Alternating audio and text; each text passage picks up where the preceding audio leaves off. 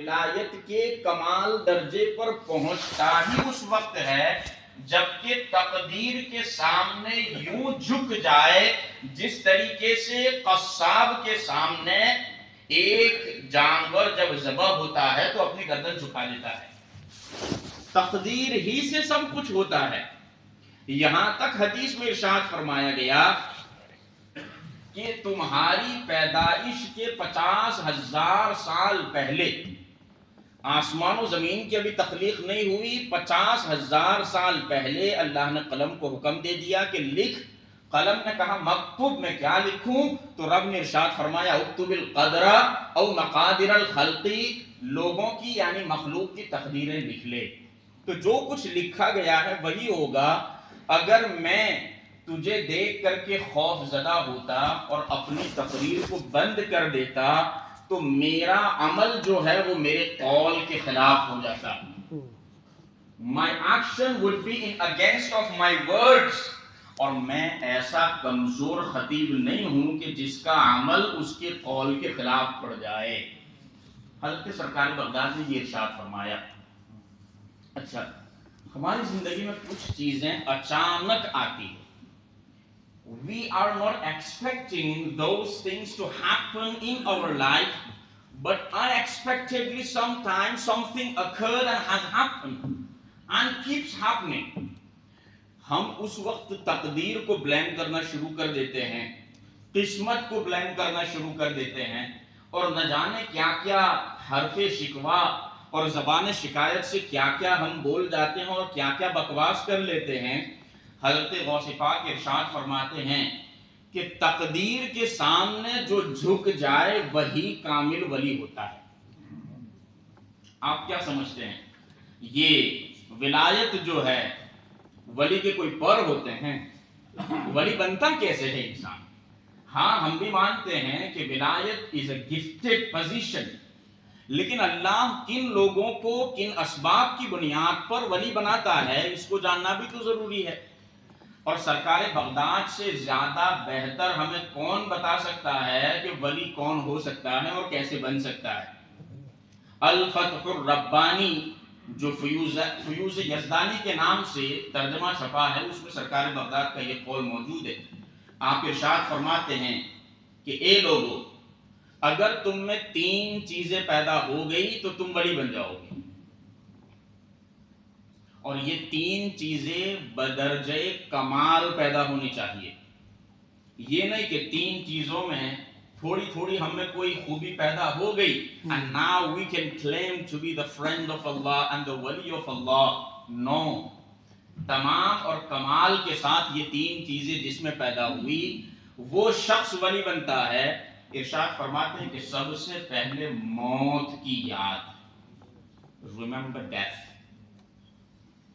کون ہے جو موت کو یاد کرتا ہے؟ زندگی کی عیش و عشرت ہمیں اتنی پسند ہے کہ ہم میں سے الا ماشاءاللہ کچھ افراد تو موت کے موضوع پر تقریر بھی سننا نہیں چاہتے. They run away when the topic of death is being discussed. Why? Because they don't want to listen much about death. ارشاد فرماتے کہ ہماری صحت پہ نقصان پڑتا ہے، اس سے ہماری فکر کمزور ہوتی ہے، ہمیں ذہنی دباؤ کے ہم شکار ہو جاتے ہیں. We don't want to listen much about death because we are living in 21st century in England. یہاں تو زندگی کی رعنائیاں ہے، زندگی کی عیش و عشرت ہے، تو یہاں تو زندگی کی باتیں کی جاتی ہے، نہ کہ کثرت سے موت کی باتیں کی جاتی ہے. لیکن ہمارے غوث پاک ارشاد فرماتے ہیں کہ ولایت کے حصول کا پہلا زینہ ہی یہ ہے کہ انسان زندگی کو سائیڈ پہ رکھے اور سب سے زیادہ موت کو یاد کرے.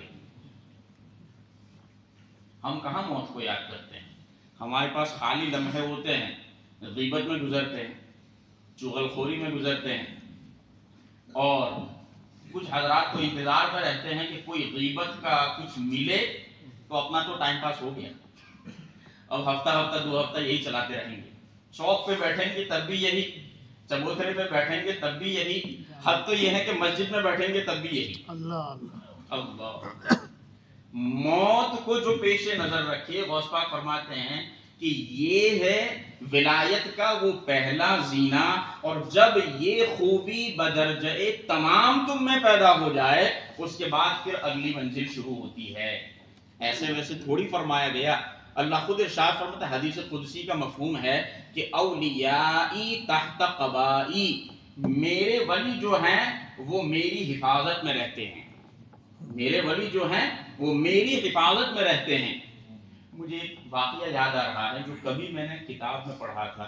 ایک بزرگ جو ہے وہ قبرستان میں بہت زیادہ بیٹھتے تھے، ان سے کسی نے پوچھا کہ حضرت آپ قبرستان میں اتنا کیوں جاتے ہیں اور جب بھی دیکھو آپ قبرستان میں بیٹھے رہتے ہیں؟ آپ ارشاد فرماتے ہیں کہ اگر وہاں سکون ہوتا تو لوگوں کو یہاں کیوں لایا جاتا؟ وہاں کچھ نہ کچھ کمی ہے، یہی وجہ ہے کہ لوگوں کو وہاں سے یہاں لایا جاتا ہے۔ اگر وہاں قرار مل جاتا تو لوگوں کو یہاں نہ لایا جاتا، لیکن لوگوں کو یہاں اسی لیے لایا جاتا ہے کہ اصل قرار اور سکون یہی ہے۔ تو میں پہلے سے اپنے آپ کو قبرستان میں بیٹھنے کا شوقین بنا رہا ہوں تاکہ بعد میں یہاں آ کر کے سکون ہی سکون میسر ہو جائے۔ عزیزان ملت اسلامی، حضرت عثمان بن عفان رضی اللہ تعالیٰ عنہ کا فرمان تو کتابوں میں آتا ہے کہ آپ جب قبرستان کو جایا کرتے تو روتے۔ کسی نے پوچھا کہ اتنا کیوں روتے ہیں؟ ارشاد فرمایا کہ میں نے نبی رحمت صلی اللہ علیہ وسلم کو فرماتے سنا ہے کہ القبر اول منزل من منازل الآخرہ، قبر آخرت کی منزلوں میں سب سے پہلی منزل ہے۔ یہاں جو کامیاب ہوا وہ اس کے بعد کی منزلوں میں بھی کامیاب ہوگا، اور جو یہاں اس پہلی منزل میں ڈگمگایا اور پھنسا، ساری منزلیں بعد کی اس کے لیے مشکل سے مشکل تر ہوتی جائے گی۔ موت کی یاد انسان کے دل سے، غفلت کے پردے سے انسان کو نکالتی ہے اور انسان کو ایک باشعور اور حساس انسان بناتی ہے، اور انسان کا رشتہ خدا سے مضبوط کرتی ہے موت کی یاد۔ یہی وجہ ہے کہ سرکار نے صحابہ سے فرمایا کہ اکثروا ذکر ہادم اللذات، موت لذتوں کو توڑنے والی چیز ہے، لذتوں کو توڑنے والی چیز اپنی محفلوں میں اس کا ذکر کیا ہو۔ دوسری، غوث پاک ارشاد فرماتے مصیبتوں پر صبر، جو بھی مصیبت تم پر آئے اگر، اور ایک اور بات، جو اللہ سے جتنا قریب ہوتا ہے اللہ اسے اتنا ہی آزماتا ہے۔ اور ہم اور آپ یہ سوچتے ہیں کہ پہلے ہم 10,000 پاؤنڈ کماتے تھے، اب مہینے میں 100 پاؤنڈ بھی نہیں آتے ہیں، اس کا مطلب یہ ہے کہ یہ ہم پر مصیبت ہے۔ ارے بھائی، اس کو مصیبت نہیں کہتے۔ ابھی تم نے کہاں دیکھا ہے کہ مصیبت کسے کہا جاتا ہے؟ حضور اکرم صلی اللہ علیہ وسلم کی بارگاہ میں ایک شخص آئے اور کہا کہ یا رسول اللہ انا احب اللہ ورسولہ عز وجل صلی اللہ علیہ وسلم، میں اللہ اور اس کے رسول سے محبت کرتا ہوں۔ حضور نے فرمایا کہ تم کیا کہہ رہے ہو، اس کے حوالے سے ذرا سوچ لو۔ Think what you are saying۔ عرض کرتے ہیں یا رسول اللہ میں اللہ اور اس کے رسول سے محبت کرتا ہوں۔ حضور نے ارشاد فرمایا کہ اچھا اللہ اور اس کے رسول سے محبت کرتے ہو، استعد للفقر، پھر فقر کے لیے، محتاجی کے لیے، صبر کے لیے، تکلیفوں کے لیے اپنے آپ کو تیار کر لو، کیونکہ مجھ سے اور رب سے محبت کرنے والے شخص کے پاس تکلیفیں اتنی تیزی سے آتی ہے جتنی تیزی سے سمندر کا سیلاب بھی نہیں چلتا۔ جتنی تیزی سے سمندر کا سیلاب جو ہے وہ بھی نہیں چلتا، اتنی تیزی سے مجھ سے محبت کرنے والے اور میرے رب سے محبت کرنے والے کے پاس تکلیفیں آتی ہے، اور پھر ان تکلیفوں میں رب اسے آزماتا ہے کہ دیکھوں، اور جب وہ اس تکلیفوں سے گزرتا ہے صبر کے ساتھ، شکوہ اور شکایت کے ساتھ نہیں، تو پھر رب جا کر کے مقام خلت عطا فرماتا ہے۔ عزیزان ملت اسلامی، مصیبتوں پر صبر کرنا۔ اچھا، پھر صبر کرنے والوں کا مقام بھی رب نے بیان فرما دیا کہ نماز پڑھو تو اتنا ملے گا، زکوٰۃ دو تو اتنا ملے گا، صدقہ دو تو اتنا ملے گا، یہ کرو وہ کرو تو اتنا اتنا اتنا نمبر ملے گا، لیکن صبر کرو تو کیا ملے گا؟ قرآن کی کوئی آیت یا حدیث میں کوئی حدیث ایسی دکھا دو کہ جس میں رسول اللہ نے یہ فرمایا ہو کہ صبر کرو تو 10 نیکیاں ملے گی، صبر کرو تو 15 نیکیاں ملے گی، صبر کرو تو 100 سے 700 ملے گا۔ بلکہ قرآن یہ کہتا ہے کہ انما یوفی الصابرون اجرهم بغیر حساب، صبر کرنے والوں کو اللہ ان کا اجر بغیر حساب دے گا. We cannot count the reward and the sawab we will get for being patient when we are being tested by Allah subhanahu wa ta'ala. عزیزان ملت اسلامیہ، مصیبتوں پر صبر کرنا یہی وجہ ہے کہ اللہ والے جب ان کے پاس نعمتوں کی فراوانی ہو جاتی تو وہ یہ سوچنے لگتے کہ ہمارے دنیا میں نیک اعمال کا بدلہ کہیں دنیا ہی میں تو نہیں دے دیا جا رہا ہے. حضرت عبد الرحمن ابن عوف رضی اللہ تعالیٰ عنہ غالباً یہ بخاری شریف میں روایت موجود ہے کتاب المغازی میں، ایک مرتبہ افطار کے وقت آپ کے سامنے بالکل اچھی طریقے سے نائس فوڈ سجایا گیا، طرح طرح کے پھل، فروٹس، میوہ جات، سب کچھ. آپ کی باندیاں بھی موجود تھی، آپ کی وائفس بھی موجود تھی، ٹھنڈے پانی کا مشکیزہ بھی موجود تھا، سب کچھ موجود تھا. اور جب یہ سب کچھ سجایا گیا، حضرت عبد الرحمن ابن عوف رضی اللہ تعالیٰ عنہ رونے لگے. خادم نے پوچھا کہ حضرت آپ کے رونے کی وجہ کیا؟ تو آپ ارشاد فرماتے ہیں کہ مصعب بن عمیر مجھ سے بہتر تھے. مصعب بن عمیر رضی اللہ تعالیٰ مجھ سے بہتر تھے، لیکن میدان احد میں جب ان کی شہادت ہوئی تو ان کی حالت یہ تھی کہ ان کی کفن کے لیے مکمل کپڑا بھی موجود نہیں تھا، ایک چھوٹی سی چادر تھی. اگر ہم ان کا سر ڈھکیں تو ان کے پاؤں کھل جائیں، پاؤں ڈھکنے جائیں تو سر کھل جائے. نبی رحمت صلی اللہ علیہ وسلم نے ارشاد فرمایا کہ ان کا سر کور کر لو اور ان کے پاؤں پر ازخر گھاس رکھ دو. کیا رکھ دو؟ ازخر گھاس جو ہے وہ ان کے پاؤں پر رکھ دو. ارشاد فرماتے ہیں کہ مصعب بن عمیر کی زندگی قبل اسلام بڑی شاہانہ زندگی تھی، لیکن بعد اسلام اللہ و رسول سے محبت کی بنیاد پر ان کی زندگی کا یہ حال تھا کہ مکمل کفن بھی موجود نہیں تھا. اور ہمیں یہ لگ رہا ہے کہ ہمارے نیک اعمال کا بدلہ اچھی غذائیں دے کر کے اللہ ہمیں دنیا ہی میں دے رہا ہے، پتہ نہیں آخرت کے لیے کچھ بچے گا کہ نہیں بچے گا. یہ سوچتے تھے قرون اولا کے لوگ.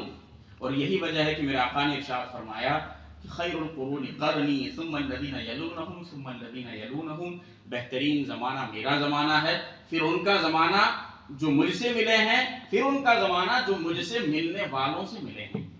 عزیزان ملت اسلامیہ، میں عرض یہ کر رہا تھا کہ مصیبتوں پر صبر یہ وہ دوسرا زینہ ہے جو درجے ولایت کی تحصیل میں تمام جب بندے کو حاصل ہو جائے تو وہ کسی مقام کا حامل ہوتا ہے.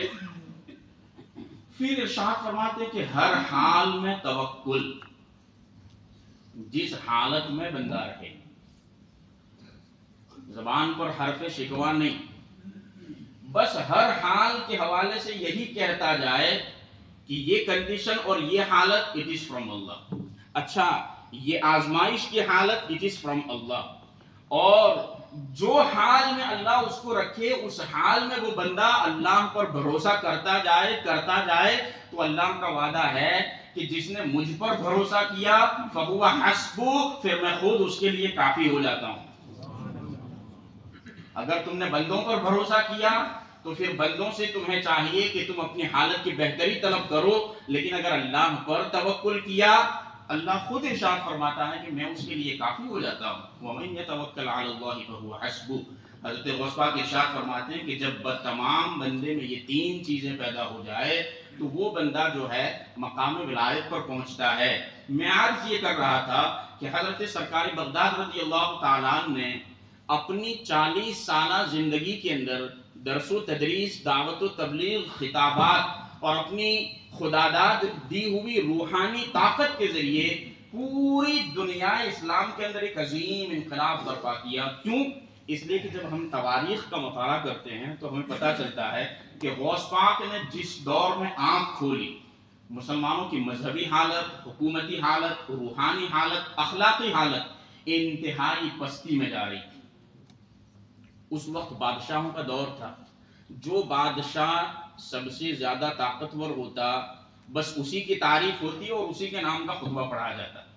رب سے لوگوں کا رشتہ ٹوٹ چکا تھا، روحانیت لوگوں کی کمزور ہو چکی تھی، اور شریعت کی پابندی اور پاسداری قریب قریب لوگوں کے درمیان سے اور سوسائٹی سے ختم ہو چکی تھی۔ اس وقت حال یہ تھا کہ مسلمان حکمراں کی سستی، کاہلی اور عیش و عشرت کی وجہ سے غیر مسلم طاقتیں مسلمانوں پر، ان کی اقدار پر، ان کی املاک پر اور ان کی ہر چیز پر مکمل طور پر حاوی تھی۔ حال یہ بتایا گیا کہ تاتاریوں کا دور، آپ نے شاید تاریخ پڑھی ہو یا کبھی تاریخ دانوں سے سنا ہو، تاتاری نام آپ نے سنا ہوگا، بڑے جابر و ظالم لوگ تھے یہ تاتاری۔ ان کا بادشاہ تھا چنگیز خان۔ چنگیز خان جو ہے مسلمانوں کی اور عرب کی تہذیب و تمدن کا مکمل طور پر مخالف، اور اسلام کو اس نے جتنا نقصان پہنچایا ہے، شاید اسلام کے نقصان پہنچانے والوں کی فہرست میں پہلے نمبر پر اس کا نام ہوگا، چنگیز خان۔ لیکن حضرت سرکار بغداد رضی اللہ تعالیٰ عنہ کے سلسلے قادریہ کے ایک بزرگ جو خراسانی بزرگ تھے، خراسان کے رہنے والے تھے، حضرت سرکار بغداد رضی اللہ تعالیٰ عنہ کی درسگاہ کے فیض یافتگان میں سے ایک فیض یافتہ تھے۔ ان کی دعوت و تبلیغ پر چنگیز خان کے بیٹے تگودار خان نے اسلام قبول کیا، اور یہ واقعہ بھی بڑا عجیب ہے۔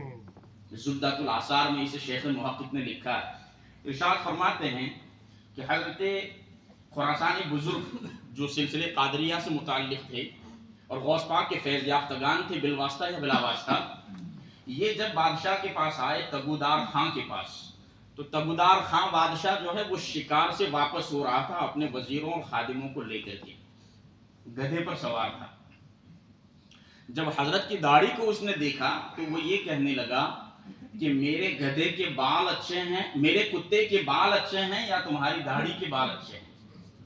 تو حضرت نے ارشاد فرمایا کہ میں بھی کسی کا کتا ہوں، اگر میں اس کے حکم کو اچھی طریقے سے مانتا ہوں تب تو میری داڑھی کے بال تیرے کتے کے بال سے بہتر ہیں، اور اگر میں اپنے مالک کا فرما بردار نہیں ہوں، اس کے احکام کو میں نہیں بجا لاتا صحیح طریقے سے، تب تو پھر میری داڑھی کے بال سے تمہارے کتے کے بال اچھے ہیں۔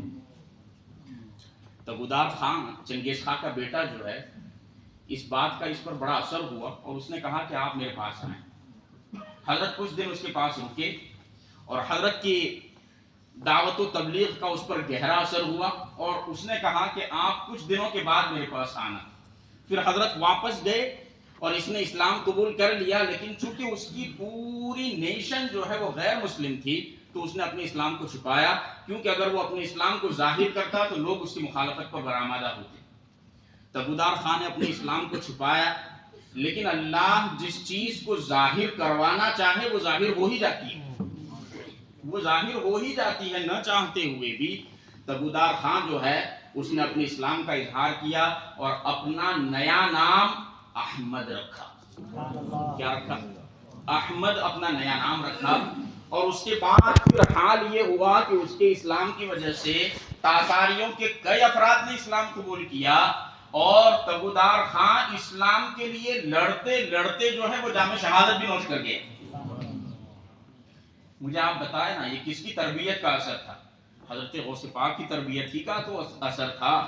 اور آپ اس کے علاوہ مصر کے حالات کو دیکھ لیں تو تاریخ الخلفاء میں حضرت جلال الدین سیوطی رحمۃ اللہ تعالی نے یہ لکھا ہے کہ اس وقت عباسی خلافت جو مصر کے اندر تھی اس کو دولت الخبیثہ کہا ہے لوگوں نے۔ اتنی خبیث حکومت تھی وہ کہ لوگوں کو ملحد بنا رہی تھی، دین سے بیزار کر رہی تھی اور بے دینی پھیلا رہی تھی۔ لیکن حضرت غوث پاک رضی اللہ تعالیٰ عنہ کا وصال، چونکہ آپ کے زمانے میں آپ نے اسلام کو بڑی ترویج و اشاعت دی اور بڑی دعوت و تبلیغ کا کام انجام کیا، تو آپ کے وصال کے چند ہی سال بعد، آپ کا وصال 562 میں ہوا، 562 میں، اور 567 کے اندر عباسی حکومت ختم ہو گئی، اور وہاں کی زمام خلافت کی ذمہ داری حضرت نور الدین زنگی رحمۃ اللہ تعالی علیہ اور حضرت صلاح الدین ایوبی رحمۃ اللہ تعالی علیہ نے سنبھالی، اور حضرت نور الدین زنگی اور حضرت صلاح الدین ایوبی ان دونوں نے مسلم طاقت اور حکومت کو ایک متحد اور یونائٹ حکومت بنائی. اور اس کے بعد پھر حضرت صلاح الدین ایوبی کے زمانے میں وہ خوش نصیب دن مسلمانوں نے دیکھا کہ مسلمانوں کے ہاتھ سے عیسائیوں نے جس بیت المقدس کو لے لیا تھا، پھر سے حضرت صلاح الدین ایوبی کے ذریعے اللہ نے مسلمانوں کو وہ بیت المقدس عطا فرمایا. مجھے آپ بتائیں نا، اس کامیابی کے پیچھے حضرت سرکار بغداد رضی اللہ تعالیٰ عنہ کی 40 سالہ محنتوں اور آپ کی 40 سالہ خدمات کا بھی تو بڑا ہاتھ ہے نا، اس میں بڑا عمل دخل ہے. کیونکہ حضرت غوث پاک اپنی درسگاہ سے صرف رٹو ٹوٹے نہیں پیدا کرتے تھے، بلکہ وہ اپنی درسگاہ سے علماء اور ولی پیدا کرتے تھے. اپنی درسگاہ سے علماء اور ولی پیدا کیا کرتے تھے، اور اسی لیے تو آپ کا لقب محی الدین ہوا. کسی اور کا لقب ہے محی الدین، ایک ہوتا ہے دین کا مجدد. دین کا مجدد جو ہے وہ کیا کرتا ہے، دین میں جو خرافات ہوتے ہیں اور جو بدعتیں ہوتی ہے اس کو ہٹاتا ہے، اور دین جو صاف شفاف ہے اسے لوگوں کے سامنے پیش کرتا ہے. لیکن جو محی الدین ہوتا ہے وہ لوگوں کے عقائد جو ہے اس کو بھی سنبھالتا ہے، اور لوگوں کے عقائد جو ہے وہ بھی صحیح کرتا ہے، اور لوگوں کی ظاہری حالت کو بھی درست کرتا ہے. یعنی روحانیت اور جسمانیت دونوں اعتبار سے جو بندگان خدا کا رشتہ اپنے رب سے جوڑ دے اسے محی الدین کہا جاتا ہے. اور یہ لقب آپ کو کسی مرید یا شاگرد نے نہیں دیا تھا. آج تو القابات کی دنیا ہے، مرید نے چاہا تو استاد پیر صاحب کو کہاں سے کہاں پہنچایا، اور اگر شاگرد اپنی ترقی پر آ جائے اور زبان پر آ جائے تو پھر اپنے استاذ کو زمین سے اٹھا کر آسمان کی بلندی پر پہنچا دے. لیکن میرے غوث پاک کو یہ لقب خود غیب سے ملا. اے حسن حسینی تو کیوں نہ محی الدین ہو، اے خضر مجمع بحرین ہے دریا تیرا. اور ہمارے اعلیٰ کہتے ہیں کہ مزرعی چشت و بخارا عراق و اجمیر، مزرعہ کہتے ہیں کھیتی کو، یعنی چاہے وہ چشت کی کھیتی ہو یا بخارا کی سرزمین ہو، عراق کی ہو کہ اجمیر کی ہو، مزرعی چشت و بخارا عراق و اجمیر، کون سی کشت پہ برسا نہیں جھالا تیرا، کون سی کشت